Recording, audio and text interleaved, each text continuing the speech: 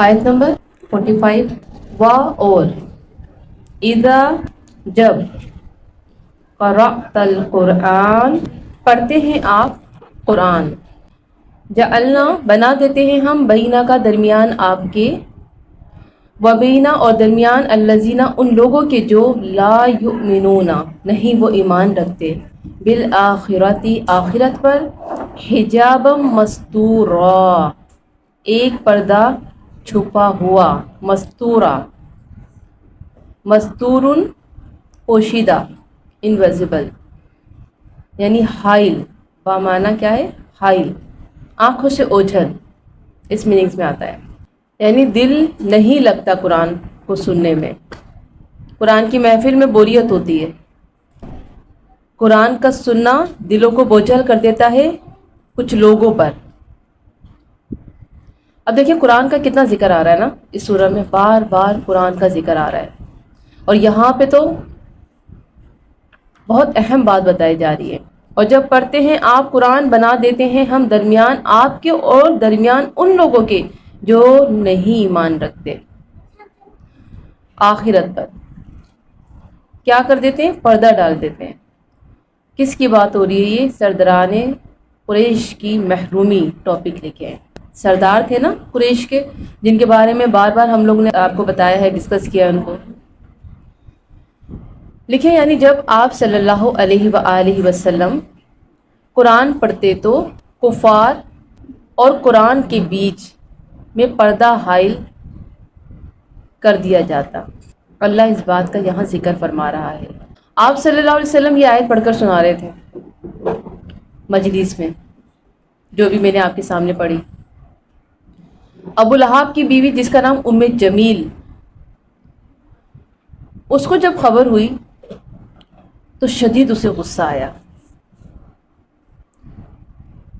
کیوں کیونکہ قرآن ان لوگوں کو سمجھ نہیں آتا تھا نا برا لگتا تھا قرآن کا پڑھنا اور جو قرآن پڑھتا تو اس پر تشدد کیا جاتا تو یہ اتنی شدید غصے میں اس کے ہاتھ میں جسے ہم لوگ سل بٹا ہوتا ہے نا سل پر کوئی چیز پیستے ہیں تو اسی طرح یہ کوئی مسالہ وغیرہ پیس رہی تھی جس بٹے سے اسی بٹے کو لے کر وہ نعوذ باللہ اللہ کے نبی کی طرف بھاگی جب اسے یہ بات پتہ چلی اب جب وہاں گئی ہے تو ابو بکر نے جب اس کو اس حالت میں دیکھا تو کیا کہا اللہ کے نبی کسی غلط ارادے سے آئی اللہ کے نبی صلی اللہ علیہ وسلم نے فرمایا گھبراؤ مت میں اس کو دکھائی نہیں دوں گا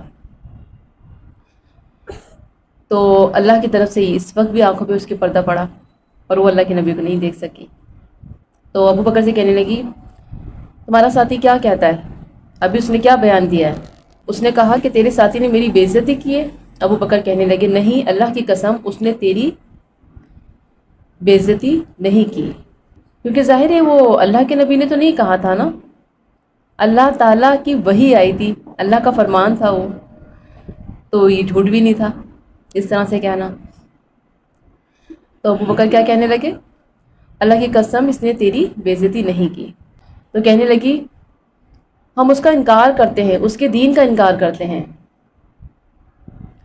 یہ سب آپ صلی اللہ علیہ وسلم نے سنا لیکن اس نے آپ صلی اللہ علیہ وسلم کو نہیں دیکھا وہ دیکھ ہی نہیں سکی پردہ حائل ہو گیا تھا تو کہنے لگی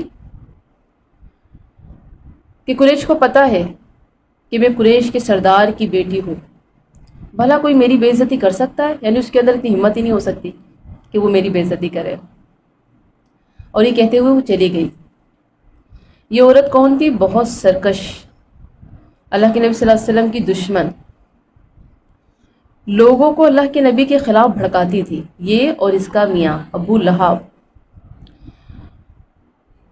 اور جن جگہوں پر اللہ کے نبی کا درس ہوتا وہاں جا کے ماحول خراب کرتے کوشش کرتی کہ کوئی حق سن نہ لے تو یہ اپنے شوہر کے مشن کا حصہ بنی ہوئی تھی جو شوہر کرتا تھا اس کو فالو کرتی تھی اور اس کے پاس ایک قیمتی ہار تھا جو اکثر اپنے گلے پہ اشارہ کر کے کہتی کہ محمد کی مخالفت میں اس کو بھی بیچ ڈالوں گی یعنی ایسے ڈٹ کے مقابلہ کروں گی کہ مجھے اگر پیسے کی ضرورت پڑی نا تو یہ میرا جو اتنا قیمتی ہار ہے اس کو بھی بیچ دوں گی اتنی شدید نفرت کرتی تھی بہرحال یہاں پہ بات ہو رہی ہے کچھ بدنصیب لوگوں کی تو یہ ان میں شامل تھی یہ ابو لہاب یا اور بھی قریش کے جو سردار لوگ تھے جن کو سیدھی بات سمجھ ہی نہیں آتی تھی، بلکہ کیا کرتے تھے، ماننے کے بجائے مخالفت کرتے تھے.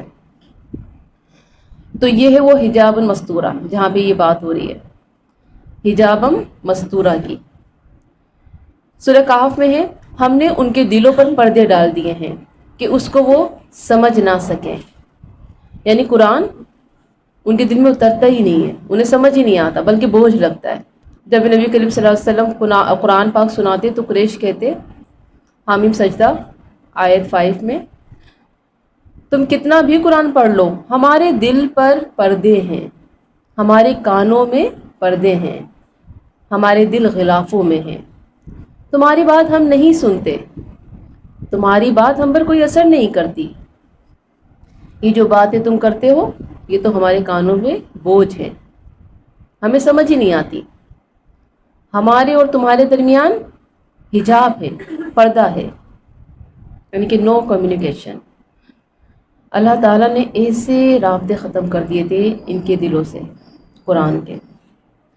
تو کبھی بھی ایسا حال ہو کہ ہمیں قرآن نہیں سمجھ میں آ رہا تو استغفار کریں زیادہ سے زیادہ، اللہ سے معافیاں مانگے، اللہ تعالیٰ سے گڑ گڑا کے دعائیں مانگے، اللہ کیا بات ہے مجھے قرآن کیوں نہیں سمجھ آ رہا، اللہ کیا میں منافق ہو گئی ہوں، اللہ کیا آپ نے میرے دل پر پردہ ڈال دیا ہے، مجھے قرآن سننا اچھا کیوں نہیں لگ رہا. تو یہ کیفیت کیوں ہوتی ہے، یہاں پہ یہ بات بتائی جا رہی ہے، یہ اللہ کی طرف سے عذاب ہوتا ہے. اور آپ یہ بھی جانتی ہیں کہ جن سے ہم نفرت کرتے ہیں ان کی ہمیں کوئی بات اچھی نہیں لگتی، ان کا کہنا ہی اچھا نہیں لگتا. اور یہ اللہ کے نبی سے شدید نفرت کرتے تھے، اور نفرت کی وجہ کیا تھی، لا الہ الا اللہ. جبکہ اللہ کے نبی ان کے درمیان رہنے والے ایک بہت مخلص، بہت ایماندار، بہت سچے انسان تھے، اور وہ جانتے تھے کہ یہ کتنے معصوم ہیں اور کتنے سچے ہیں، لیکن لا الہ الا اللہ کی بات انہیں پسند نہیں آتی تھی. وہ بہت سارے معبودوں کو مانتے تھے، اسی وجہ سے دشمنی پر اتر آئے، بغض، اناد. اور پھر انہیں یہ توحید کی بات کرنے والا سخت برا لگنے لگا، تو پھر ان کی بات بھلا کیسے سنتے ہیں. لیکن ہاں یہ بھی حقیقت ہے، آپ لوگ جانتی ہیں کہ قرآن ایک معجزہ ہے، اس کو سننے میں لوگوں کو مزہ آتا ہے، لطف آتا ہے. اور یہی سردار تھے جو چھپ چھپ چھپ کے قرآن سنا کرتے تھے. ابو جہل بھی سنا کرتا تھا، امیہ بن خلف بھی سنا کرتا تھا. یعنی اللہ کے نبی جب پڑھتے تھے تو چھپ جایا کرتے تھے اور وہاں جا کے کان لگا کے سنتے تھے. لیکن کان لگا کے سننا اور پھر عمل نہ کرنا کتنی بڑی محرومی ہے، کتنی بڑی محرومی ہے کہ میں اور آپ یہاں بیٹھے ہیں قرآن سیکھ رہے ہیں اور عمل نہ کریں، کتنی بڑی محرومی ہے. تو اس لیے دعا کیا کریں کہ اللہ قرآن کا حصہ بن تو گئی ہوں، رب کائنات یہ دل میں اتر جائے، یہ میری زندگی میں آ جائے، میرے قول و فعل میں آ جائے، میرے ہر معاملے میں آ جائے، میرا ہر قدم قرآن کے مطابق ہو. 46 دیکھیں، وَجَعَلْنَا اور ڈال دیتے ہیں ہم عَلَىٰ قُلُوبِهِمْ ان کے دلوں پر أَكِنَّةً، کاف نون نون اس کا روٹ ہے پردے، کنان کی جمع أَكِنَّةً. کنن کہتے ہیں مکنون چھپی ہوئی چیز کو، أَن يَفْقَهُوهُ کہ نہ وہ سمجھ سکیں اسے، فا قاف ہا اس کا روٹ ہے فقہ سے، گہری سمجھ. وَفِي آذَانِهِمْ اور ان کے کانوں میں وقرن بوجھ ہے. وقرن یہ لفظ بھی کئی دفعہ پیچھے آ چکا ہے، کانوں میں ایسا ثقل یا ڈانٹ جو قرآن کے سننے سے روک دے، یعنی ایسا پردہ، ایسی ڈانٹ. مطلب یہ ہے کہ ان کے دل اور کان قرآن کے سمجھنے سے قاصر ہیں اور کان سن کر ہدایت قبول کرنے سے محروم ہیں. اللہ اکبر. اور اذا جب ذکرتا ذکر کرتے ہیں آپ ربا کا اپنے رب کا فی القرآنی قرآن میں، وحدہ اکیلے اسی کا، ولو اور پھر جاتے ہیں علی ادبارہم اپنی پشتوں پر. دال بارہ اس کا روٹ ہے دبرا یعنی کہ پشت دبر. نفورا نفرت کرتے ہیں، نافر کی جمع نفورا. جب وہ نفرت کی وجہ سے اس کلام کو سننا نہیں چاہتے تو اللہ بھی سنوانا نہیں چاہتا، تو اللہ کیا کرتا ہے، مزید غلاف چڑھا دیتا ہے ان کے دلوں پر، کانوں پر. اور پھر کیا ہوتا ہے، ان کے اعمال میں سرکشی آ جاتی ہے. اور یہ کیوں ہوتا ہے، نفرت کی وجہ سے، قرآن سے، نبی سے، توحید سے نفرت. تو اس قرآن میں توحید کی دعوت ہے، نبیوں نے ایک اللہ کی طرف بلایا اور اللہ کے نبی نے بھی ایک اللہ کی طرف بلایا، اور یہی مشرکوں کے لیے ناپسندیدہ ہے کیونکہ وہ کئی خدا کو ماننے والے تھے۔ تو ایک اللہ کی دعوت کو بھلا کیسے قبول کرتے؟ تو جب انہیں یہ حق سننا پسند نہ تھا تو اللہ نے انہیں ہر چیز سے، ہر حق سے محروم کر دیا، یہ ان کی سزا تھی۔ اب آپ دیکھیں کتنا خوبصورت کلام، کتنا خوبصورت پیغمبر رحمت للعالمین، کہ اللہ کے نبی جب قرآن سناتے ہوں گے تو کیا لطف آتا ہوگا سننے میں۔ ہم جیسے تو گناہ گار ہیں نا، ہم قرآن سنا رہے ہیں، ہماری تو کوئی اوقات ہی نہیں ہے، نہ ہمارے انداز میں وہ نرمی ہے، نہ ہمارے اندر وہ پرہیزگاری ہے جو اللہ کے نبی کی شان تھی۔ اللہ اکبر، کہ جب اللہ کے نبی محفل میں بیٹھ کر قرآن سناتے ہوں گے تو اس محفل کی کیا شان ہوتی ہوگی، اور یہ کتنے محروم لوگ تھے کہ انہیں پھر بھی قرآن سمجھ نہیں آتا تھا، کیسے پردے ان کے دلوں پر پڑے ہوئے تھے۔ جیسے اکثر ہم یہ کہتے ہیں نا کہ فلاں کی بات بڑی سمجھ آتی ہے، تو کچھ لوگ ہوتے ہیں ان کا انداز بڑا پیارا ہوتا ہے، تو اللہ کے نبی کے انداز سے پیارا تو کسی کا انداز ہو ہی نہیں سکتا، لیکن یہ لوگ اس وقت بھی محروم رہے، اور یہ محروم لوگ اسی محرومی میں موت کے شکار ہو گئے۔ سورہ زمر میں آتا ہے جب ایک اللہ کا ذکر آتا ہے یعنی کہ کیا جاتا ہے تو ان کے چہرے بگڑ جاتے ہیں، غیر اللہ کی جو محبت ان کے دلوں میں جمی ہوئی ہے،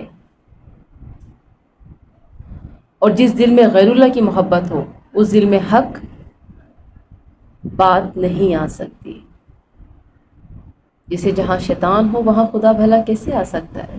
تو یہ لوگ اپنے نفس کے پجاری، پتھروں کے پجاری، بتوں کے پجاری، اپنے بزرگوں کے پجاری، اور کوئی مال و دولت کے پجاری، تو انہیں بھلا حق کیسے سمجھ آ سکتا تھا، اسی لیے یہ حق سے محروم رہے اور قرآن ان کے دل میں نہ اتر سکا۔ یعنی توحید کی بات انہیں بری لگتی ہے اور وہ بدک جاتے ہیں، توحید کی بات انہیں پسند نہیں آتی ہے۔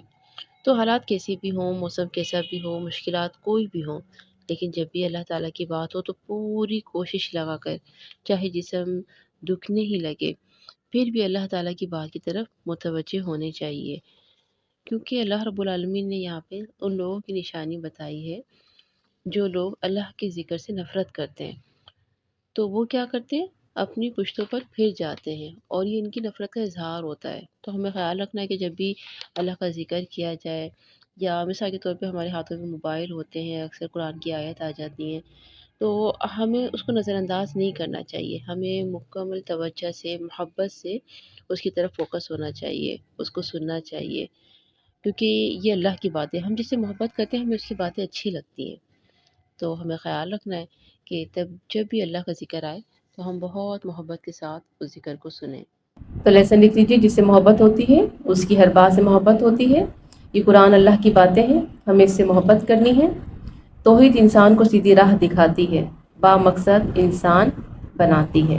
آیت نمبر 47، نحنو ہم، اعلمو زیادہ جانتے ہیں، بیما اس کو جو، یستمعون سمع سے وہ غور سے سنتے ہیں، بھی ساتھ اس کے، اس جب، یستمعون وہ غور سے سنتے ہیں، الیک طرف آپ کے، و اس اور جب، ہم وہ، نجوا سرگوشیاں کرتے ہیں، نون جیم واو اس کا روٹ ہے نجا، کسی چیز کو الگ ہونے کو کہتے ہیں، نجات پانے کو، اور سرگوشی کی جاتی ہے تو علیحدہ ہو کے سرگوشی کی جاتی ہے نا۔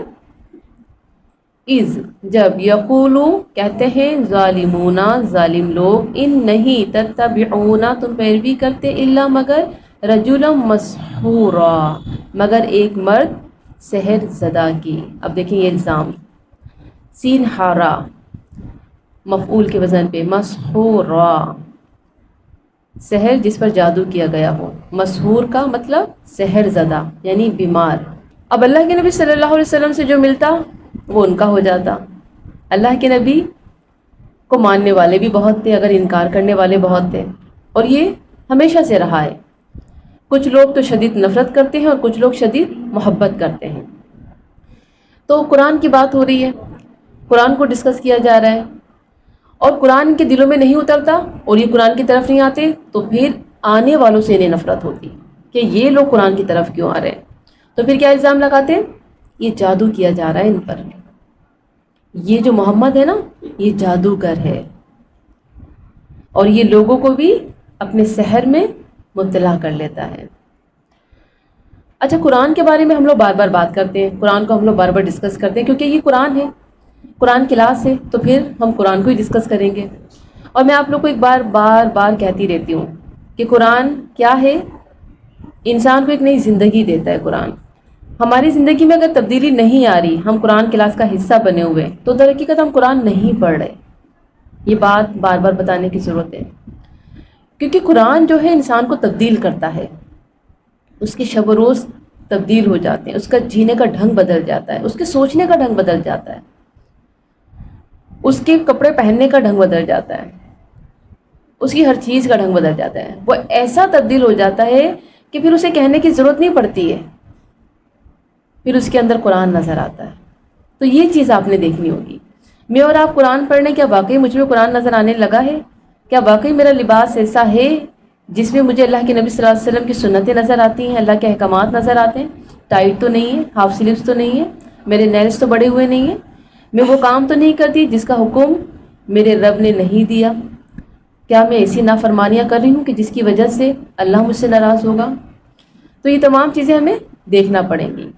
تو گمراہی کی وجہ یہاں پہ بتائی جا رہی ہے، یعنی جب آپ قرآن پڑھتے ہیں تو اہل مکہ جس غرض سے آپ کی قرات سنتے ہیں وہ ہم جانتے ہیں، یعنی اللہ کے نبی صلی اللہ علیہ وسلم کو یہ بات بتائی جا رہی ہے۔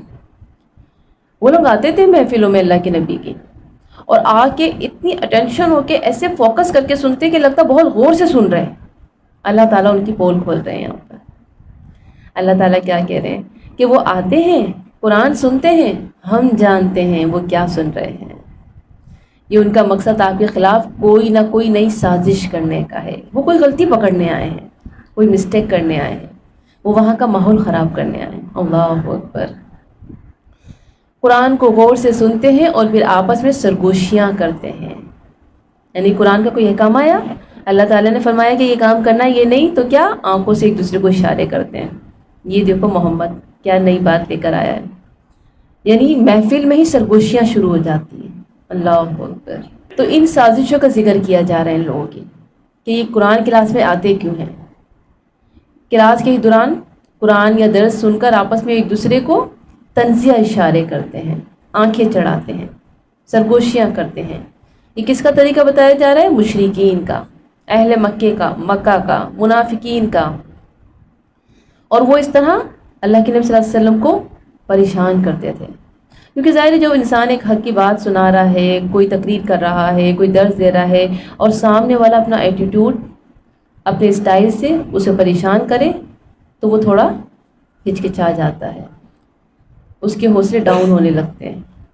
تو یہ اللہ کے نبی صلی اللہ علیہ وسلم کو اس طرح سے پریشان کرنے آتے تھے۔ تو اللہ تعالیٰ یہاں ان کو تسلی دے رہے ہیں اور ان کی ہمت باندھ رہے ہیں کہ یہ ان کا کام ہے، ان کو نہ دیکھو، یہ ارادے غلط ہیں ان کے، یہ سیکھنے نہیں آ رہے ہیں بلکہ یہاں کا ماحول خراب کرنے آ رہے ہیں۔ اور پھر جب دیکھتے کہ لوگ پھر بھی ان کو اتنی زیادہ متوجہ ہو کے سن رہے ہیں، یعنی ہم تو اشارے بازیاں کر رہے ہیں، سرگوشیاں کر رہے ہیں، یہاں کا ماحول خراب کرنا چاہتے ہیں، لیکن ان کا فوکس صحابہ کرام جیسے وہ ہٹ ہی نہیں رہے، وہ اتنے مگن۔ تو کیا کہا؟ لگ رہا ہے یہ جادوگر ہے، ان پر جادو کر دیا ہے، جو ادھر ادھر دیکھ ہی نہیں رہے، انہیں تو صرف نبی کی بات سمجھ آ رہی ہے، محمد کی، نبی تو مانتے نہیں تھے، محمد کی بات سمجھ آ رہی ہے صلی اللہ علیہ وسلم۔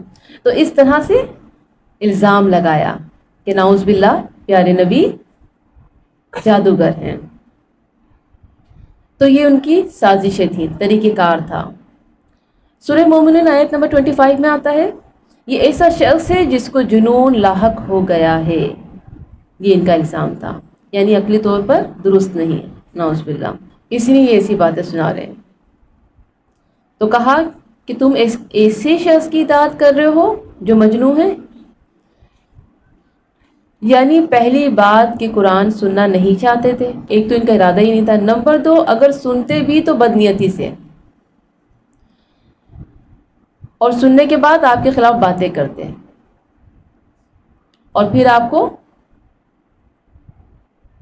مجنون دیوانہ کہتے ہیں، ساحر کہتے ہیں۔ 48 دیکھیں، انظر، دیکھو، کیفا، کس طرح، ضربو، انہوں نے بیان کی، لکا آپ کے لیے، امثال مثالیں، مثل کی جمع مثال کی جمع، فدلو تو وہ بھٹک گئے. دلو کا مطلب کیا ہوتا ہے؟ ضاد لام واو، راستے کے نشان گم کر دینا. فلا پس نہیں یستطیعون وہ استطاعت رکھتے، سبیلا کسی راستے کی. 48 اللہ تعالیٰ فرماتے ہیں دیکھ تو صحیح یہ خود بہکے ہوئے ہیں، یہ کیسی کیسی مثالیں دیتے ہیں. میرے بھیجے ہوئے پیغمبر کو ساحر کہتے ہیں، مسحور کہتے ہیں، کبھی کاہن کہتے ہیں، کبھی مجنون کہتے ہیں. یہ اپنی اس سرگشی کی وجہ سے مزید گمراہ ہو رہے ہیں. یعنی خود تو ہدایت کی طرف آتے نہیں، بلکہ کیا کرتے ہیں؟ مزید ایسی باتیں کرتے ہیں کہ لوگ ہدایت کی طرف نہ جائیں، لوگوں کے راستوں کی بھی رکاوٹ بن جاتے ہیں اللہ کے نبی پر الزامات لگا کر. تو اللہ نے کیا فرمایا؟ ان کے ان عملوں کی وجہ سے یہ مزید گمراہی کی کھائی میں گرتے جا رہے ہیں. وہ اپنی ہی باتوں کے پھندے میں اس طرح آ چکے ہیں کہ ابھی نے صحیح راستہ نہیں مل سکتا. فَضَلُّوا فَلَا يَسْتَطِيعُونَ سَبِيلًا. یہ ہر اس شخص کی کیفیت ہوتی ہے جو بے دلیل اندھا دھند باتیں کرے.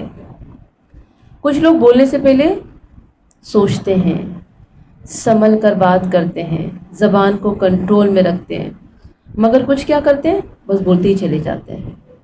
اور یہ بے مقصد کا بولنا، بے دلیل بولنا، یہ انسان کو گمراہی کے رستے پہ ڈال دیتا ہے. جب بھی کہتے ہیں کہ پہلے تولو پھر بولو، پہلے سوچو پھر بولو، اپنی زبانوں کو زیادہ مت چلاؤ. یہ زبانیں تمہیں حق کے راستے سے بہت دور کر دیں گی، تمہیں اندھیروں میں لے جائیں گی. اپنی زبانوں کا استعمال کم سے کم کرو. من سمتا نہ جا، جو چپ رہا اس نے نجات پائی نا. تو چپ رہنے کی عادت ڈالیں. اگر علم ہے تو بولیں، ورنہ چپ رہیں.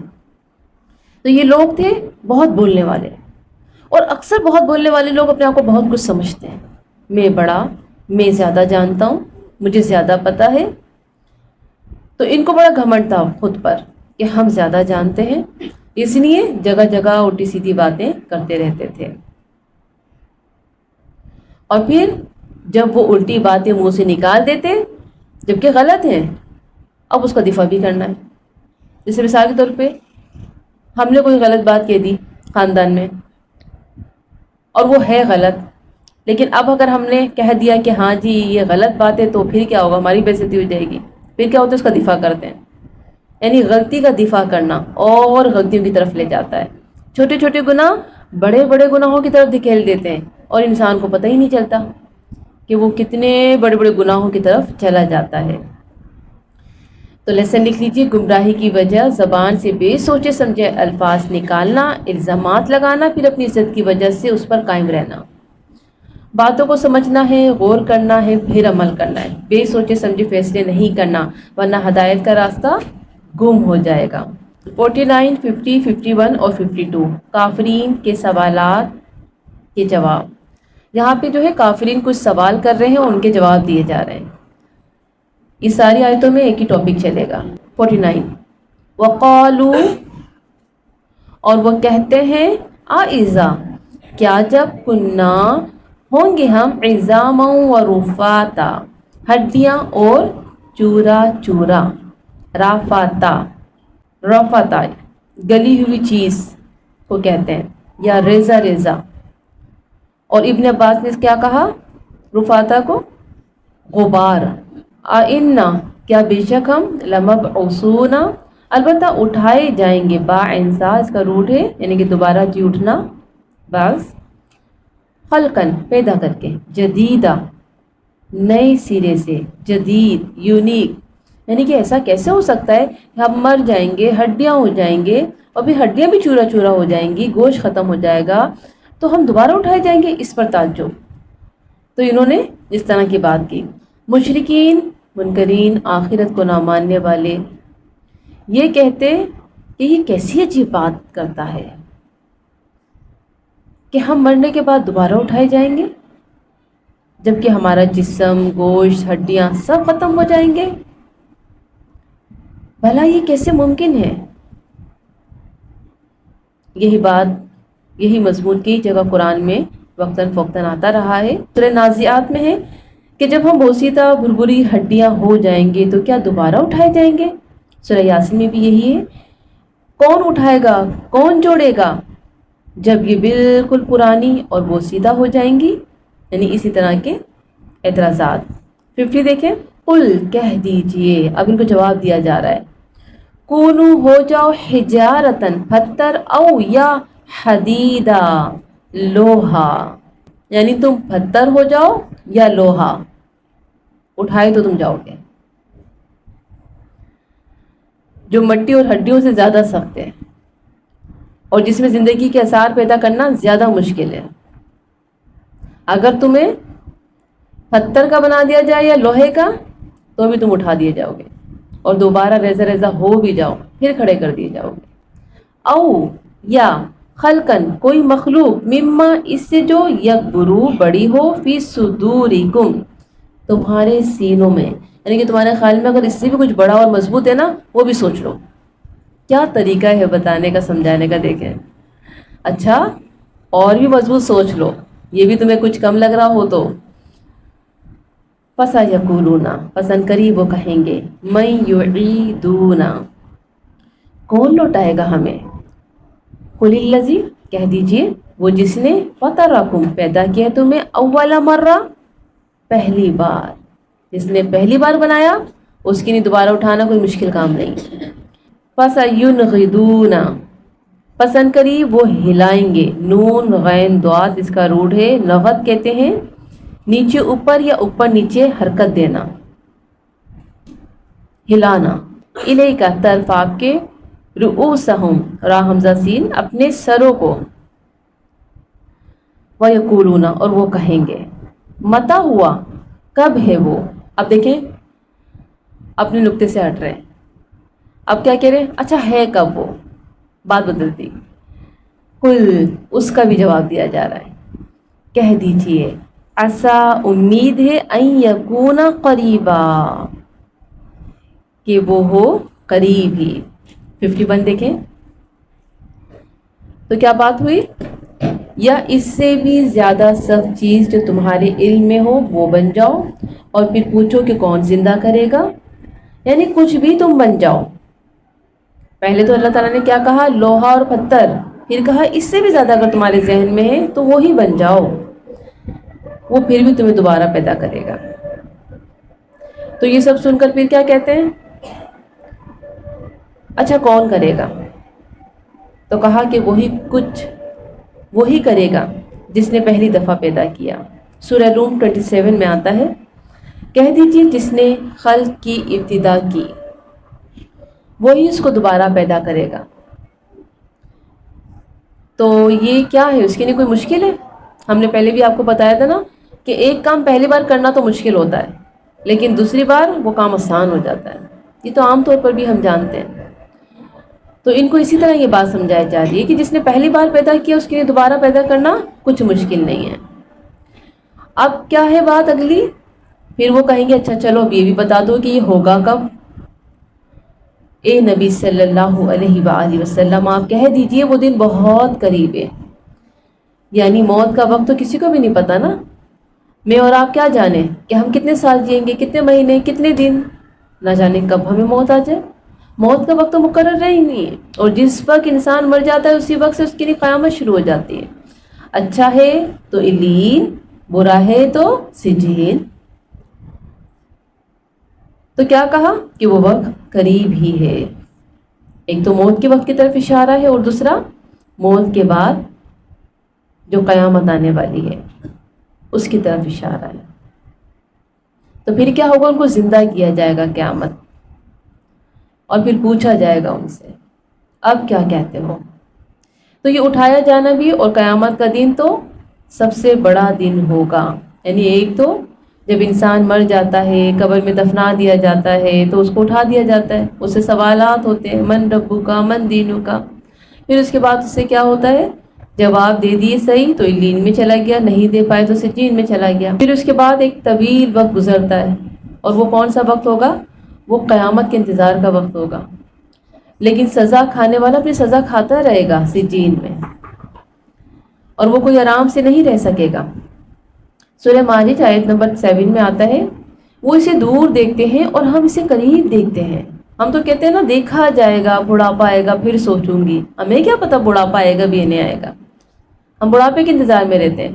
کر لوں گی نیک عمل، ابھی میری عمر ہی کیا ہے، ابھی زندگی کو انجوائے کر لوں۔ 52 دیکھیں، یوما، جس دن، یدعوکم، وہ پکارے گا تمہیں، فتستجیبون، پس تم جواب دو گے، بحمدہ، ساتھ اس کی حمد کے۔ اب دیکھیں یہاں پر جو ہے جواب دینے کی بات آ رہی ہے اور وہ بھی حمد کے ساتھ، اور یہ کسی مسلمان کی بات نہیں ہے، تمام انسانیت کی بات ہو رہی ہے کہ جب اللہ پکارے گا نا تو ہم کرتے ہوئے دوڑو گے، بھاگتے ہوئے آؤ گے، وَتَظُنُّونَ، اور تم سمجھ جاؤ گے، إِن لَبِثْتُمْ، کہ نہیں ٹھہرے تم، إِلَّا مگر، قلیلا، بہت تھوڑا۔ 52 یعنی کہ جس دن وہ بلائے گا کا مطلب ہے قبروں سے زندہ کر کے اپنی بارگاہ میں حاضر کرے گا، اس طرف اشارہ ہے۔ تو تم اس کی حمد کرتے ہوئے تعمیل ارشاد کرو گے، اسے پہچانتے ہوئے اس کے پاس حاضر ہو جاؤ گے۔ وہاں یہ دنیا کی زندگی بالکل تھوڑی معلوم ہوگی۔ جب قیامت کو دیکھ لیں گے تو دنیا کی زندگی انہیں ایسے لگے گی گویا اس میں ایک شام یا ایک صبح ہی گزاری ہے۔ سورہ روم 55 میں آتا ہے جس نے قیامت برپا ہوگی، جس دن قیامت برپا ہوگی، کافر قسمیں کھائیں گے کہ وہ دنیا میں ایک گھڑی ہی تو رہے تھے۔ سورہ طٰہٰ 103، اس دن سور پھونکا جائے گا اور گناہگاروں کو ہم اس دن دہشت کی وجہ سے نیلی پیلی آنکھوں کے ساتھ گھیر لائیں گے۔ وہ آپس میں چپکے کہہ رہے ہوں گے، ہم تو دنیا میں صرف 10 دن ہی رہے۔ یہی مضمون قرآن میں کئی جگہ بیان ہوا ہے، سورہ فاطر 37، سورہ مومنون 112، یعنی بار بار اسی بات کو ڈسکس کیا گیا ہے۔ اور بتایا بھی گیا ہے کہ بعض کہتے ہیں کہ پہلا نفخہ جو ہوگا سب مردے قبر میں زندہ ہو جائیں گے، پھر دوسرے نفخے میں میدان حشر میں یعنی کہ میدان محشر میں جمع ہو جائیں گے، حساب کتاب کے لیے اکٹھے ہوں گے۔ دونوں نفخے میں 40 سال کا فاصلہ ہوگا اور اس فاصلے میں انہیں کوئی عذاب نہیں دیا جائے گا، وہ سو جائیں گے۔ دوسرے نفخے پر اٹھیں گے تو کہیں گے افسوس ہمیں ہماری خوابگاہ سے کس نے اٹھا دیا۔ سورہ یاسین میں اس کے بارے میں آتا ہے آیت نمبر 82 میں، ہماری خوابگاہوں سے کس نے اٹھایا۔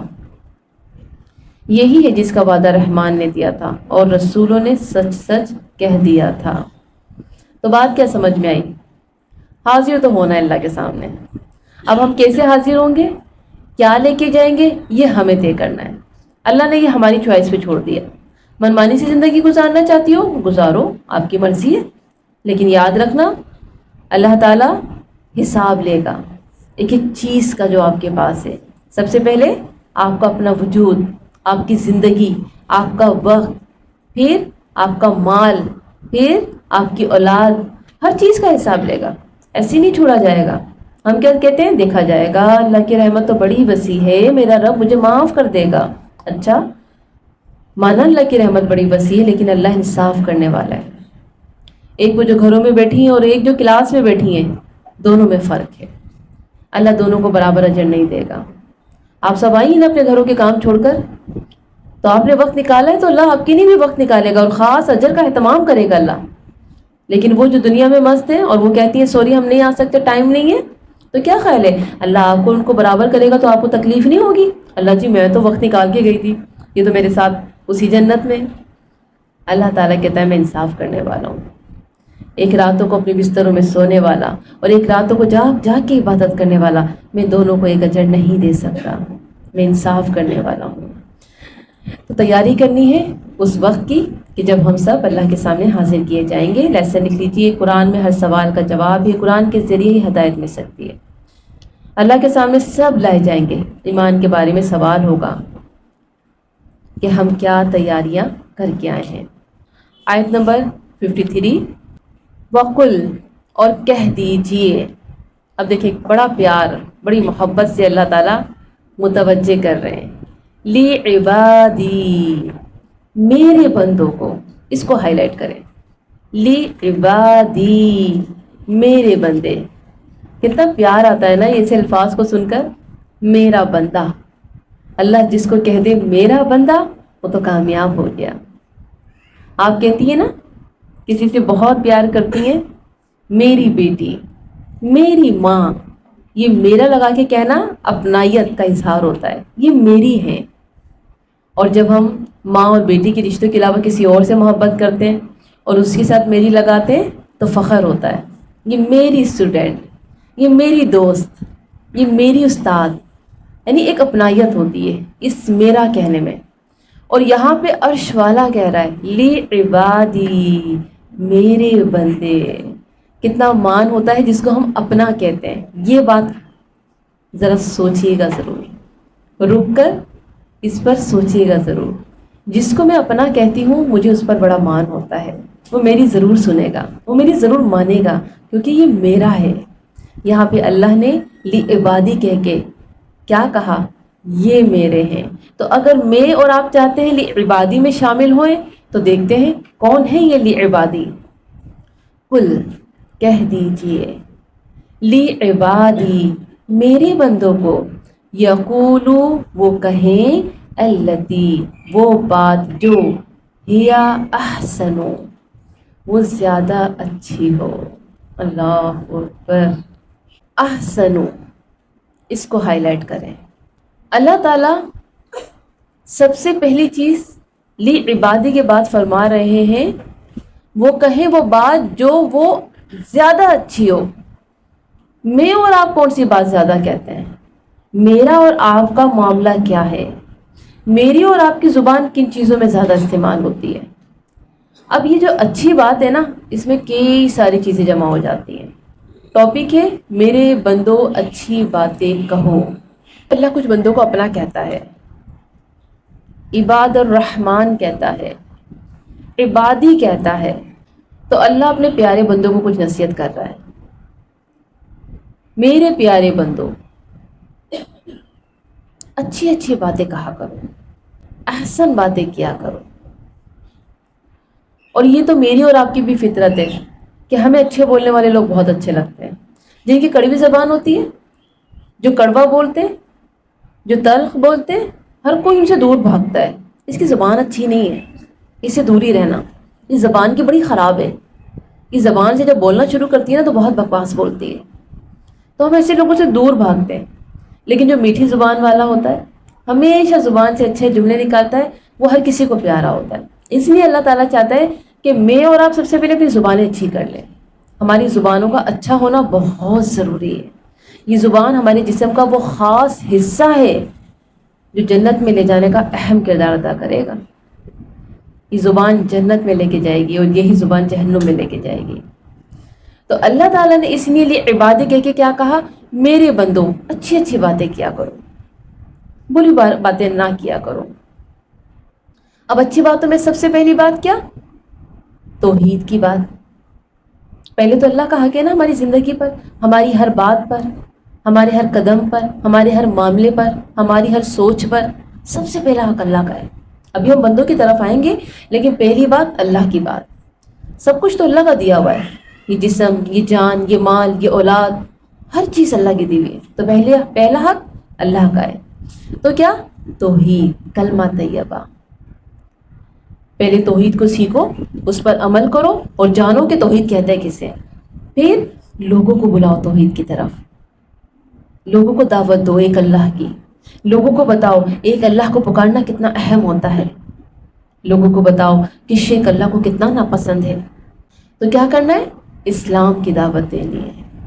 توحید کی دعوت کے بعد اسلام کی دعوت. اب اسلام کی دعوت میں بہت ساری چیزیں آ جاتی ہیں، ہے نا. آپ لوگ اس کو خود ہی ایڈ کرنا چاہیں تو کر لیجئے گا.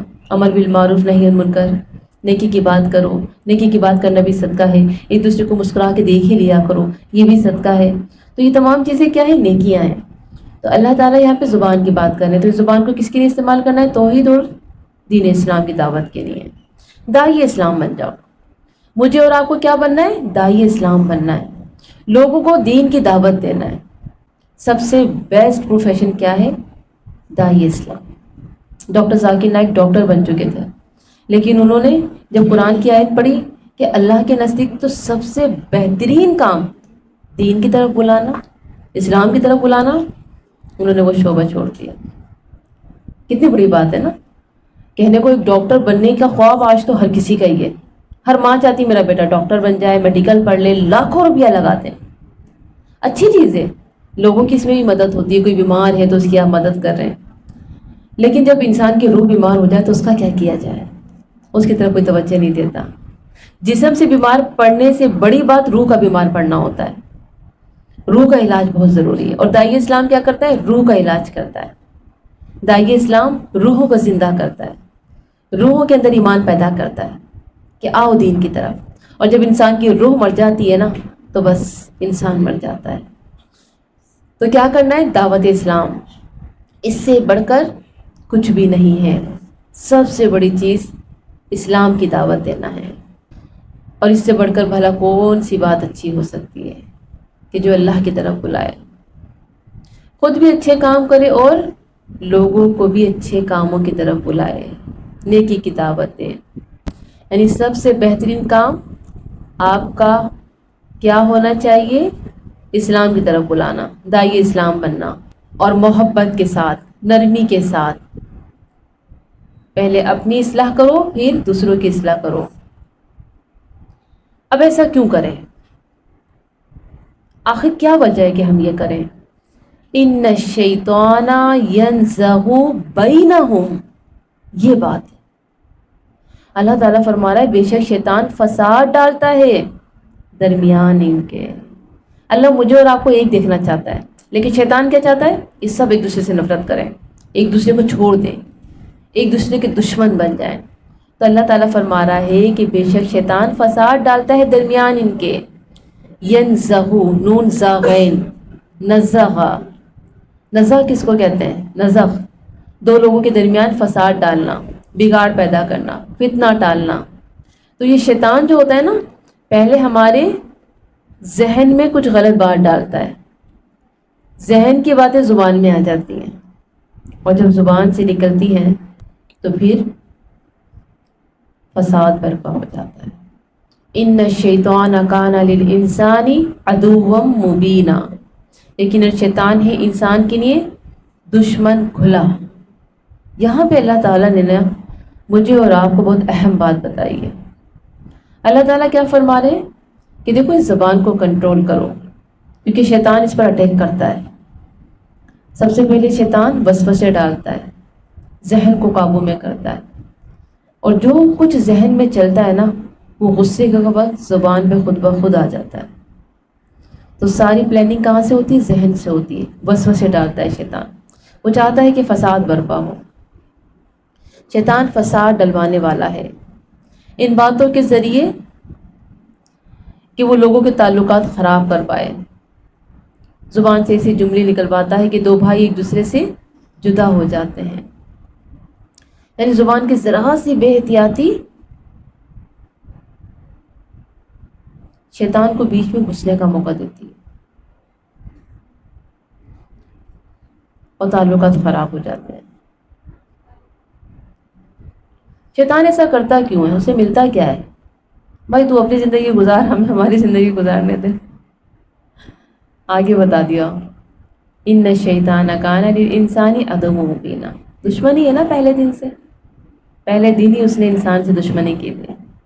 اس کی وجہ سے مجھے مردود دھتکارا ہوا، کہا بس مجھے مہلت دے دے کہ میں اس کو گمراہ کروں، ان میں آپس میں پھوٹ ڈالوں۔ تو کبھی بھی زندگی میں کوئی معاملہ خراب ہو رشتوں میں تو یاد رکھیے گا کہ آپ کی بہن بری نہیں ہے، یہ شیطان برا ہے۔ آپ کا بھائی اچھا ہے، یہ شیطان نے گڑبڑ کی ہے۔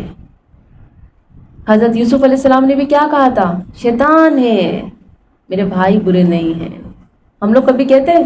ہم تو بہن بھائیوں کو شیطان کہہ دیتے ہیں، شیطان بنی ہوئی ہے، دیکھ لو کسی آگ لگا رہا ہے، آگ لگا رہی ہے، اس طرح کے جملے ہوتے ہیں۔ اللہ اکبر۔ اور شیطان کتنا خوش ہوتا ہوگا، واہ میرا کام تو بڑا اچھا ہو رہا ہے، تیر تو نشانوں پہ لگ رہا ہے۔ ہم شیطان کو خوش کر رہے ہوتے ہیں۔ اس وقت کبھی ہم نے سوچا کہ ہمارا رب کیا سوچ رہا ہوگا؟ وہ رب کہ جس نے بڑے مان سے کہا تھا کہ جو میرے بندے ہوں گے نا وہ تیرے جال میں نہیں پھنسیں گے، اور ہم بتا رہے ہوتے ہیں اللہ جی ہم آپ کے بندے نہیں ہیں، سوری، ہم تو شیطان کے ساتھی ہیں۔ اللہ اکبر، کتنی کامن چیزیں ہماری زندگی میں ہیں جن پر ہم غور ہی نہیں کرتے کہ ہم کر کیا رہے ہیں۔ ہم شیطان کو خوش کر رہے ہیں، اور وہ رب کہ جس نے بڑے مان سے کہا تھا میرے بندے۔ تو یہاں پر دیکھیں لی عبادی، کتنی خاص ہم یہ آیتیں پڑھ رہے ہیں۔ اللہ اپنے بندوں کو بتا رہا ہے تم میرے بندے ہو، یہ شیطان کے بندے مت بنو، تمہیں کیا کرنا ہے سن لو، شیطان سے بچنا ہے، یہ شیطان تمہارا کھلا دشمن ہے۔ یعنی آپس میں گفتگو کرتے وقت زبان کو احتیاط سے استعمال کریں، کلمات اچھے بولیں۔ اس طرح کفار و مشرکین اور اہل کتاب سے اگر کسی بات پر مخالفت ہو جائے تو بھی نرم لہجے میں گفتگو کا حکم ہے۔ آپ کو پتہ ہے نا کہ اللہ تعالیٰ نے جب موسیٰ علیہ السلام کو بھیجا تھا فرعون سے بات کرنے کے لیے تو کیا کہا تھا؟ جا کے خوب اپنی عقل دکھانا، اور دکھانا اپنی عصا اور اپنا جو یہ ہاتھ ہے اس کو روشن کر کے لاٹھی کو نہیں کہا، کیا کہا؟ نرمی سے بات کرنا۔ اور کون ہے وہ؟ جو اپنے آپ کو خدا کہتا ہے۔ اور ہم اپنے رشتوں سے کیسے اکڑ اکڑ کے باتیں کرتے ہیں، کیسے غصے ہو کے باتیں کرتے ہیں۔ کبھی ہم محبت سے کہتے ہیں کہ پیاری معاف کر دینا، ایسا ہو گیا، میں ایسا چاہتی نہیں تھی لیکن ایسا کرنا پڑ گیا۔ رشتوں کو سنبھالنا ہے، اور رشتے صرف خونی رشتے ہی نہیں ہوتے، ان کی تو بہت بہت حرمت ہے۔ دین کا ہر رشتہ بہت اہم ہوتا ہے، ہر کسی کی حرمت ہوتی ہے۔ جیسے کعبے کی حرمت ہوتی ہے نا، ایسی انسانوں کی حرمت ہوتی ہے۔ اللہ کے نبی کا حکم ہے ہم کسی کو بھی بیٹھ کے کسی کی عزت خراب نہیں کر سکتے، ہر کسی کی عزت کا ہمیں خیال رکھنا ہے کہ ہر کوئی خاص ہے اللہ کیا، ہمیں کیا پتا جس کو ہم غلط جان رہے ہیں اللہ کیا اس کا کیا مقام ہے۔ تو یہاں پر ہمیں یہی بات سمجھائی جا رہی ہے۔ نبی کریم صلی اللہ علیہ وسلم نے فرمایا تم میں سے کوئی شخص اپنے بھائی مسلمان کی طرف ہتھیار کے ساتھ اشارہ نہ کرے، اس لیے کہ وہ نہیں جانتا کہ شیطان شاید اس کے ہاتھ سے وہ ہتھیار چلوا دے اور وہ اس مسلمان بھائی کو جا لگے جس سے اس کی موت واقع ہو جائے، بس وہ اس وجہ سے جہنم کی گھڑے میں گر جائے۔ استغفر اللہ، کتنی احتیاط ہمیں سکھا دی، کیسے بھی نہ کرو۔ تم ایک قدم بڑھاؤ گے پیچھے سے دھکا کون دے گا؟ شیطان دے گا، جا جا کے وار کر صحیح سے، ایک قدم بھی نہ بڑھاؤ۔ 54 دیکھیں اسی کے ساتھ ہے، ربکم، رب تمہارا، اعلم، خوب جانتا ہے، بکم تمہیں، ان یشاء، اگر وہ چاہے، یرحمکم، وہ رحم کرے تم پر، او یا ان یشاء، اگر وہ چاہے، یعذبکم، وہ عذاب دے تمہیں، وما ارسلناک، اور نہیں بھیجا ہم نے آپ کو، علیہم، ان پر، وکیلا، ذمہ دار بنا کر۔ 54 اور بعض اوقات ایسا ہوتا ہے کہ دین کی تبلیغ کے دوران لوگ کیا کرتے ہیں؟ الٹے سیدھے سوال کرتے ہیں، اور بعض اوقات جواب ایسے دے دیے جاتے ہیں جو آپ نے اچھی نیت سے علم سے دیے مگر لوگوں نے اسے غلط دیا اور غلط فتوے لگا دیے۔ وَرَبُّكَ أَعْلَمُ بِمَنْ فِي السَّمَاوَاتِ وَالْأَرْضِ، اللہ کیا فرما رہا ہے؟ ربکم عالم بکم، تمہارا رب جانتا ہے تمہاری نیت کیا تھی۔ اب ڈاکٹر ذاکر نائک جواب کچھ دے رہے ہیں لیکن فتوے کچھ اور لگ رہے ہیں، الزامات کچھ اور لگ رہے ہیں۔ اللہ جانتا ہے، وہ اپنا کام کر رہے ہیں، اپنے مشن پر فوکس ہیں، کو لوگ کچھ بھی کہیں، لوگوں کو تو کام ہے، اللہ کے نبی کو نہیں چھوڑا، اور توحید والوں سے تو لوگ نفرت ہی کرتے ہیں۔ تو اللہ تعالیٰ فرما رہے ہیں کہ آپ کی نیت اچھی ہونی چاہیے، آپ کی کوشش اچھی ہونی چاہیے۔ آپ جواب دیں لیکن پھر بھی اگر لوگ آپ کو غلط کہتے ہیں، آپ کے لیے یہ کافی کہ آپ کا رب آپ کو بہتر جانتا ہے۔ لیکن ہاں زیادہ تر بحث و مباحثے سے بچنا چاہیے۔ اکثر علماء آخر میں کہتے ہیں جتنا علم تھا بتا دیا، باقی اللہ جانتا ہے، تو یہ ضرور کہنا چاہیے۔ اگر کوئی جواب دینے کے لیے، یہ بھی ایک بہت عام ہے کہ ہر کوئی کیا کرتا ہے؟ جواب دینے بیٹھ جاتا ہے۔ یہ ہر کسی کا ٹیلنٹ نہیں ہے، ہر کسی کی یہ نشست نہیں لگ سکتی کہ چلیں بھی سوال جواب کا سیشن شروع ہوتا ہے، آپ لوگ شروع ہو جائیں۔ جی نہیں، یہ نہیں کر سکتے ہر جگہ۔ یہ بہت خاص لوگ ہوتے ہیں جن سے آپ سوالات کر سکتے ہیں۔ ہر کوئی چھوٹا موٹا پڑھنے پڑھانے والا یہ کام نہیں کر سکتا، بلکہ بڑے بڑے ائمہ کرام اور امام جن کے بارے میں ہم نے پڑھا ہے، یہ لوگ اکثر کیا کہتے تھے؟ کوئی سوال کیا جاتا تھا، اللہ بہتر جانتا ہے، تحقیق کر کے بتاتے ہیں، یعنی وقت مانگتے تھے۔ لیکن ہاں، جس کے پاس بہت زیادہ علم ہوتا ہے وہ اسی وقت دے دیتے ہیں۔ تو علم کی بات ہوتی ہے، اور اکثر لوگوں کے پاس اتنا علم نہیں ہوتا کہ وہ جواب دینے بیٹھ جائے، تو کیا کرنا چاہیے؟ معذرت کرنا چاہیے، اس میں کوئی شرمندگی کی بات نہیں ہے۔ لیکن ہم کیا کہتے ہیں؟ ہاں ہاں جی، مجھ سے پوچھے، میں سب بتا دوں گی۔ پتہ ہوتا نہیں ہے اور ہم لوگ فتوے دینے بیٹھ جاتے ہیں، جواب دینے بیٹھ جاتے ہیں۔ یہ غلط ہے۔ ڈر لگتا ہے کہ کوئی سوال نہ کر لے اور کچھ غلط جواب نہ دے دیں ہم۔ یہ بہت بڑی ذمہ داریاں ہوتی ہیں، یہ ہر کوئی چھوٹے موٹے لوگ کی ذمہ داریوں کو نہ قبول کریں۔ ہم پڑھا رہے ہیں، آپ کل کو پڑھاتی ہیں، تو ہم تو چھوٹے چھوٹے لوگ ہیں، ہماری کوئی حیثیت نہیں ہے کہ ہم لوگوں کو بڑے بڑے جواب دینے بیٹھ جائیں۔ اگر کوئی سوال کرتا ہے تو وقت مانگے، بڑے علماء کرام سے اس کو ڈسکس کریں، کیونکہ یہ شریعت کا معاملہ ہے۔ اللہ تعالیٰ نے تو گھر کے بھی جو معاملات ہیں نا، ان میں بھی بہت عدل کی بات کہی ہے، بہت سوچنے کی نہیں کہا ہے، اور پھر شریعت، اس پر تو میری اور آپ کی بالکل نہیں چل سکتی۔ ہم یہ نہیں کہہ سکتے میرے خیال میں ٹھیک ہے، ایسا کر سکتے ہیں، جی نہیں، دین خیال بھی نہیں چلے گا، دین دلیل پر چلے گا، یہ بات ہمیشہ یاد رکھیے گا۔ نبی کریم صلی اللہ علیہ وسلم اپنے بارے میں کہتے تھے، میں نہیں جانتا میرے ساتھ کیا ہوگا، تمہارے ساتھ کیا ہوگا۔ اللہ جس پر چاہے رحم کرے، جس پر چاہے عذاب کرے، وہ خوب جانتا ہے۔ اب دیکھیں، نبی صلی اللہ علیہ وسلم اپنے بارے میں کہتے تھے، میں نہیں جانتا میرے ساتھ کیا ہوگا اور تمہارے ساتھ کیا ہوگا۔ اور اللہ کے نبی کے پاس کون آتے تھے؟ جبرائیل آتے تھے۔ لیکن اللہ کے نبی صلی اللہ علیہ وسلم بھی اس طرح کے جملے کہتے تھے۔ آپ صلی اللہ علیہ وسلم سے جب جبرائیل نے سوال کیے تو کچھ کے جواب دیے، اور جب پوچھا قیامت کب آئے گی تو آپ نے فرمایا، پوچھنے والے سے زیادہ نہیں جانتا، اس بارے میں میرا علم تمہارے جیسا ہے۔ یعنی یہاں پر جو ہے یہ بات کہی، تو اس لیے اللہ تعالیٰ نے فرمایا کہ ہم نے آپ کو ان پر داروغہ بنا کر نہیں بھیجا، ان کے کفر پر جمع رہنے پر آپ سے باز پرس نہیں ہوگی۔ آپ کا کام کیا ہے؟ صرف اور صرف بتا دینا، پیغام پہنچا دینا۔ ان کی جزا سزا آپ کے ہاتھ میں نہیں، ہمارے ہاتھ میں ہے۔ تو لیسن کیا ہے؟ 53 54 کا۔ اچھے انسان کی پہچان، رحمان کے بندے زبان سے اچھے کلمات ادا کرتے ہیں، ہمیشہ اچھی بات کرتے ہیں۔ زندگی میں زبان کا کردار بہت اہم ہے، یہ زبان محبت کا پیغام دیتی ہے، اور یہی زبان نفرتوں کی جنگ پیدا کر دیتی ہے۔ آیت نمبر 55 56 اور 57 ایک ساتھ ہیں، ایک ہی ٹاپک میں آئیں گے۔ وسیلہ نیک اعمال ہیں۔ 55 وَرَبُّکَ، اور رب آپ کا، عالم خوب جانتا ہے، بیمن اسے جو فی السماواتی آسمانوں میں، فی الارض اور زمین میں ہے۔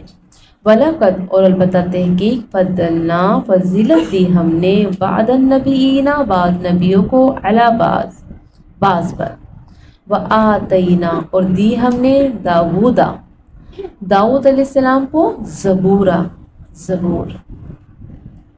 اللہ تعالیٰ نے کیا فرمایا کہ اللہ زیادہ جانتا ہے سارے معاملات، زمین و آسمان کے، ہر چیز کی، کائنات کے۔ اللہ تعالیٰ جانتا ہے کہ کس کو کیا مقام دینا ہے، کس کو کیا خاصیت دینی ہے۔ اور یہی موضوع کہاں گزرا ہے؟ تیسرا سپارہ، تل کا رسول فضلنا بعضهم علی بعض میں بھی گزر چکا ہے۔ یہاں دوبارہ کفار مکہ کو جواب دیا جا رہا ہے، تو اس لیے یہ مضمون دوبارہ دہرایا گیا ہے۔ کفار مکہ کیا کہتے تھے کہ محمد ہی کو کیوں بنایا گیا رسول؟ ان کو کیا شکوہ تھا کہ بنی اسرائیل میں سے ہی نبی آتا، بنی اسماعیل میں سے کیوں آ گئے، یا ہم سرداروں میں سے کسی کو بناتے، کیا اللہ کو رسالت کے لیے یہ محمد ہی ملا؟ نعوذ باللہ۔ تو اللہ تعالیٰ نے فرمایا، کسی کو رسالت کے لیے منتخب کرنا اور کسی ایک نبی کو دوسرے پر فضیلت دینا، یہ اللہ کے اختیار میں ہے، یہ اللہ کے اختیارات ہیں۔ اور فضیلت کے بارے میں یہ معاملہ آج کل بھی ہے۔ آج بھی بعض عیسائی کیا کہتے ہیں؟ دیکھیں جی، عیسیٰ علیہ السلام کی تو یہ خاصیت تھی، مردوں کو زندہ کر دیا کرتے تھے. وہ خدا ہوئے نہیں ہوئے، وہ تو خدا ہیں. مردے کو زندہ کر دینا تو بہت بڑی بات ہوتی ہے، یہ کوئی چھوٹی موٹی بات تو نہیں تھی. اسی طرح کے اور بھی بہت سے لوگ آبجیکشن کرتے ہیں کہ ہمارا نبی زیادہ فضیلت والا ہے. تو فضیلت دی اللہ نے، بے شک انبیاء کو فضیلت دی. حضرت ابراہیم کی کیا فضیلت تھی؟ ان کو خلیل اللہ کہا، یعنی کہ اللہ نے اپنا دوست کہا. موسیٰ علیہ السلام کو کلیم اللہ کہا. اللہ تعالیٰ نے حضرت عیسیٰ کو بن باپ کے پیدا کیا. سلیمان علیہ السلام کو کیا فضیلت تھی؟ پرندوں وغیرہ سب کی بول چال جانتے تھے، بہت بڑا یہ ایک معجزہ تھا. داؤد علیہ السلام کو اللہ تعالیٰ نے خوبصورت آواز دی تھی کہ پرندے بھی بیٹھ کر وہ سنا کرتے تھے.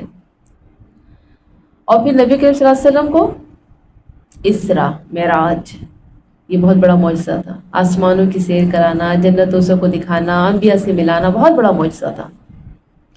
تو ہر نبی کو اللہ نے کوئی نہ کوئی فضیلت دی ہے. یہ اللہ کے اختیارات ہیں، یہ اس کی مرضی، وہ جس کو جو چاہے فضیلت دے، جس کو جو چاہے مقام دے، اور اس کے معاملے میں کسی کو بولنے کا اختیار نہیں ہے، کوئی اپنی بات نہیں رکھ سکتا. اب یہاں پہ فضیلت تو بہت سارے انبیاء کو دی، لیکن آتینا داؤد الزبورا، داؤد علیہ السلام کا ذکر باقاعدہ کیوں؟ نبی کریم صلی اللہ علیہ وآلہ وسلم آخری نبی تھے.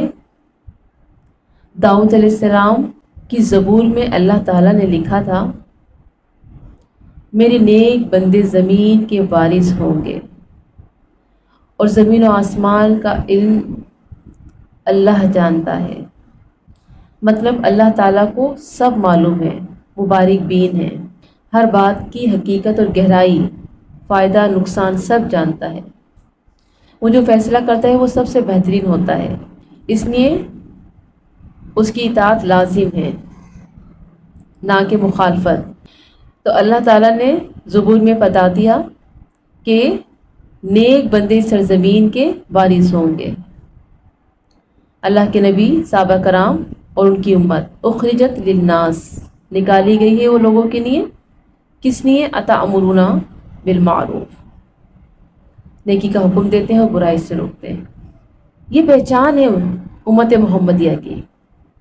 اگر میں اور آپ یہ کام نہیں کرتے نا تو ہم اس کے مطابق نہیں ہیں، ہم اس مشن کا حصہ نہیں ہیں. تو نیک لوگوں کی پہچان کیا ہے؟ خود بھی نیکی کرتے ہیں اور دوسروں کو بھی نیکی کی دعوت دیتے ہیں. تو ان لوگوں کا یہی اعتراض، یہی مخالفت کہ اللہ کے نبی پر کیوں اترا، نبوت کیوں نازل ہوئی. سورۃ زخرف 31 میں آتا ہے، کسی عظیم شخص پر اترتا، محمد پر کیوں اترا؟ فرمایا یہ اللہ کا اختیار ہے، وہ سب جانتا ہے اسے کیا کرنا ہے. یعنی جسے زمین و آسمان کا علم ہے اسے انسانیت کے معاملات کا علم نہیں ہوگا. وہ سب جانتا ہے انسانوں کے لیے کون بہتر ہے، کس کو نبی بنانا ہے. 56 دیکھیں، قُلِ ادْعُوا الَّذِينَ، کہہ دیجئے پکارو ان کو جنہیں زعمتم، سمجھتے ہو تم، من دونہ، اس کے سوا معبود. اب دیکھیں یہاں پہ من دونہ کو ہائی لائٹ کریں، اس میں کون کون آ جاتے ہیں؟ فرشتے، بت، بزرگ، اولیاء، جن کو لوگ اللہ کے سوا پکارتے ہیں. فلا، تو نہیں، یملکون، وہ مالک ہو سکتے، کشف الضر، دور کرنے کے تکلیف کو. دری اس کو کہتے ہیں مرض، بھوک، افلاس. یعنی اللہ کے سوا کسی کی طاقت نہیں کہ وہ کسی کی تکلیف کو ہٹا سکے. عنکم، تم سے، ولا، اور نہ، تحویلا، بدلنے کے، تحویلا حول سے، حائل بھی اسی سے، یعنی پھیرنے کے لیے. کہا ہی جا رہا ہے کہ جن جن سے تمہیں توقع ہے ان کو پکارو، وہ کچھ بھی فائدہ نہیں دے سکتے اور نہ ہی وہ کسی تکلیف کو دور کر سکتے ہیں، نہ دنیا میں نہ آخرت میں. اللہ کے حکم کے علاوہ کوئی کچھ کر ہی نہیں سکتا، ایک پتا بھی نہیں ہلتا. مگر اللہ کے اذن سے۔ اور تم کس کس کے در پر جاتے ہو، کس کس کو پکارتے ہو؟ وسیلوں کے بہانوں کے وسیلے تلاش کرتے ہیں۔ یہ مانتے تو ہم اللہ کو ہیں، لیکن یہ وسیلے ہیں، یہ سب کیا ہے؟ یہ شرک ہے۔ اللہ نے اس چیز کو بار بار قرآن میں ذکر فرمایا ہے۔ 57 دیکھیں، اولئک یہ لوگ الذین جنہیں یدعون وہ پکارتے ہیں، یبتغون وہ خود تلاش کرتے ہیں، الی ربہم الوسیلہ طرف اپنے رب کے وسیلہ، ذریعہ۔ اب یہ وسیلہ کیا ہے؟ کون سے وسیلے کی بات ہو رہی ہے؟ نیک اعمال اس کے نیچے لکھیں۔ نیک اعمال وسیلہ ہوتا ہے۔ اللہ کا قرب کس کو حاصل ہوتا ہے؟ جو نیک عمل کرتے ہیں۔ ہم کسی پیر فقیر کسی کے در پر نہیں جا سکتے۔ اگر ہم چاہتے ہیں کہ اللہ کا قرب حاصل ہو تو ہمیں نیک اعمال کرنے ہوں گے۔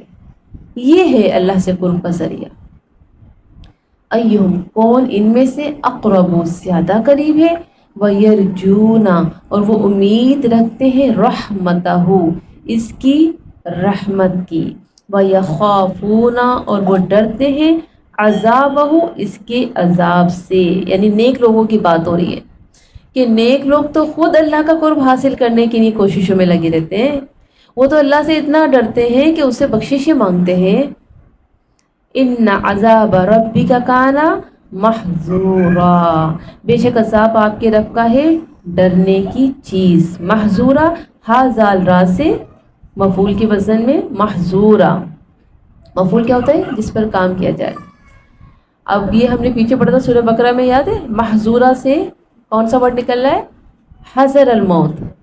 یہ ہم نے پیچھے پڑھا تھا نا، حذر الموت، ڈرتے ہیں موت سے، یہ وہی لفظ ہے حذر، یعنی کہ ڈرنا۔ حذر کس کو کہتے ہیں؟ بچاؤ، احتیاط، ڈرنا، یہ ڈر کے نہیں آتا ہے۔ اور یہاں پہ اللہ تعالیٰ بہت اہم بات ہمیں بتا رہے ہیں، یعنی یہ سب جنہیں یہ پکارتے ہیں وہ خود اپنے رب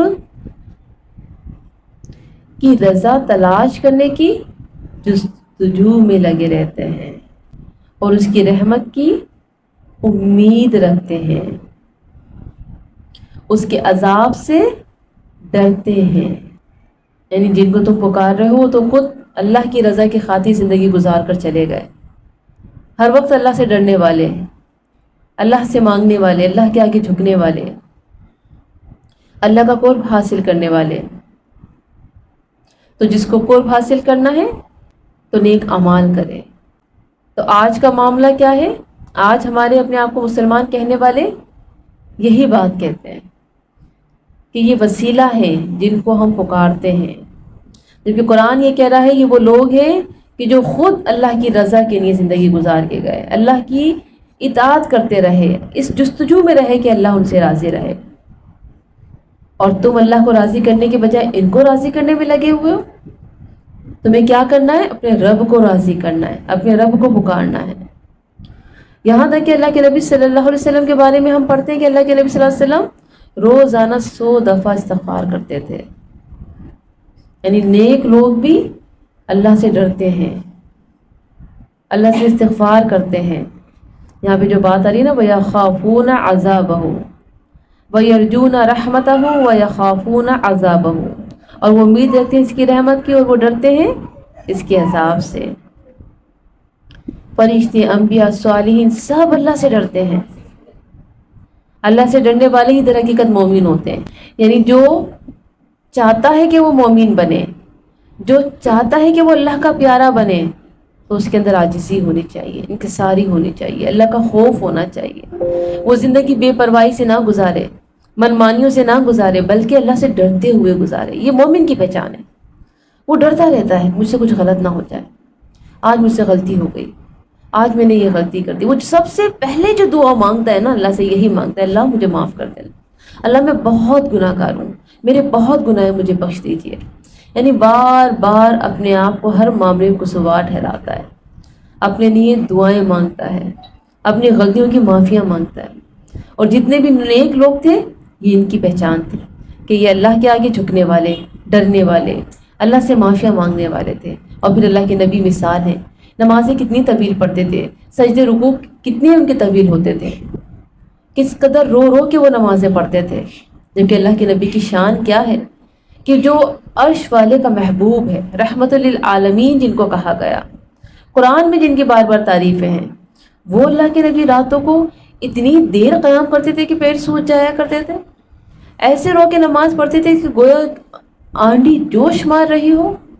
اتنا رونا کبھی میں اور آپ روئے نماز کے دوران؟ اتنا ہماری ہچکیاں بن گئی ہوں. ہماری نمازیں کیسی ہیں؟ ہم کھڑے ہوتے ہیں اور نماز کب میں ختم ہو جاتی ہے ہمیں خود کو نہیں پتا ہوتا.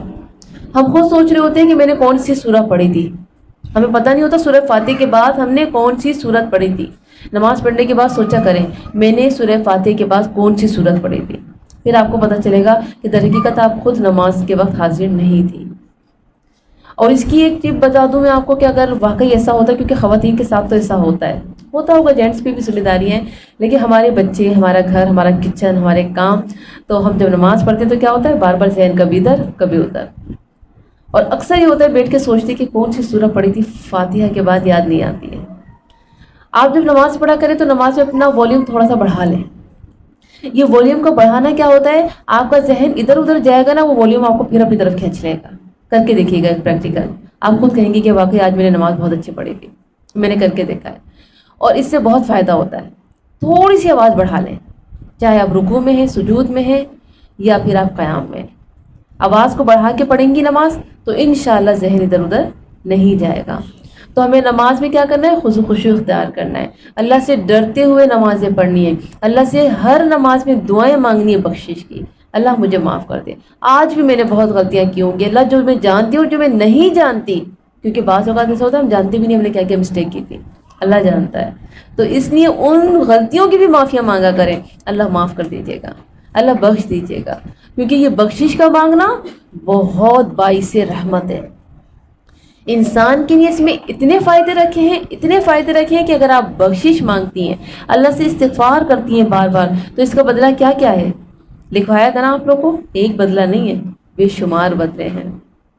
اللہ تعالیٰ سکینت دیتا ہے، اللہ صحت دیتا ہے، اللہ رزق میں فراوانی دیتا ہے، اللہ خواہشات کو پورا کرتا ہے، اللہ اولادوں کو نیک بناتا ہے، اللہ دنیا اور آخرت آسان کرتا ہے. یعنی کہ لکھنا چاہیں نا تو ہم لکھ نہیں پا سکتے.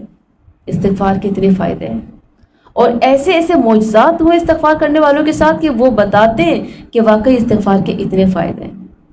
امام احمد حنبل کا واقعہ آپ لوگوں نے سنا ہوگا، کتنا فیمس ہے، کہ جب وہ ایک دفعہ آئے، اور آپ کو پتہ ہے نا کہ اس وقت تو کوئی ویڈیو وغیرہ نہیں بنتی تھی، کوئی نہیں جانتا تھا کہ کون کون ہے. آج تو ظاہر ہے سوشل میڈیا ہے، سب کو پتہ ہے کہ بھائی کون سے عالم کون ہے. تو اس وقت جب یہ آئے تو انہوں نے نماز پڑھی، نماز پڑھ کے مسجد میں تو بہت دور انہوں نے سفر کیا تھا، وہیں قیام کے لیے لیٹ گئے. تو مسجد کے امام نے کہا ہمیں تو جو ہے مسجد بند کرنی ہے، آپ یہاں سے جائیے. تو انہوں نے کہا کہ میں تو مسافر ہوں، میں کہاں جاؤں گا. انہوں نے کہا کہ نہیں، ہمارا رول ہے، ہمیں بند کرنا ہوگی. میں نے کہا اچھا ٹھیک ہے. وہیں سے ایک آدمی جو ہے مسجد سے جا رہا تھا، تو اس نے کہا تھا آپ کہاں سے آئے، کیونکہ میں بہت دور سے آیا ہوں. یہ اچھا چلے آپ میرے گھر چلیں. وہ اپنے گھر ان کو لے جاتے ہیں.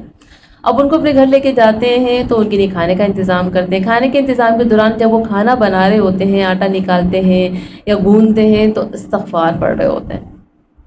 تو امام احمد حنبل کہتے ہیں آپ کی ماشاءاللہ یہ عادت ہے؟ کہتے ہیں جی میری عادت ہے، چلتے پھرتے استغفار پڑھتا ہوں، اللہ سے معافی مانگتا رہتا. کہتے اچھا اس کا کیا اثر ہوا، کیا فائدہ ہوا؟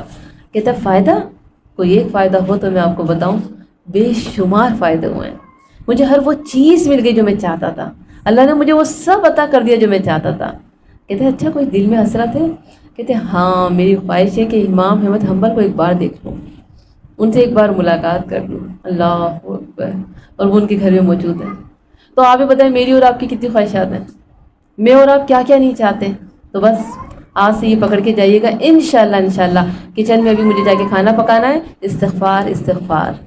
میں کچھ بھی کر رہی ہوں مجھے اللہ سے معافیاں مانگنی ہے. تو اللہ تعالیٰ سے دعا ہے کہ اللہ تعالیٰ مجھے اور آپ کو قرآن و حدیث کو سمجھنے کی، اس پر عمل کرنے کی توفیق عطا فرمائے. جو سنا ہے اللہ تعالیٰ یہ میری زندگی میں آ جائے. اللہ تو اپنی رحمت خاص ہم پر فرما، ہم سے راضی ہو جا، ہماری دنیا اور آخرت دونوں آسان فرمانا. اللہ خیر و عافیت والی، سلامتی والی، صحت و تندرستی والی زندگی عطا فرما. اللہ ناگہانی حادثات سے ہم سب کو بچا، ناگہانی موت سے بچا، ناگہانی بیماریوں سے بچا، مصیبتوں سے بچا، تنگ دستی سے بچا. اللہ جی اولاد کے غم سے بچانا.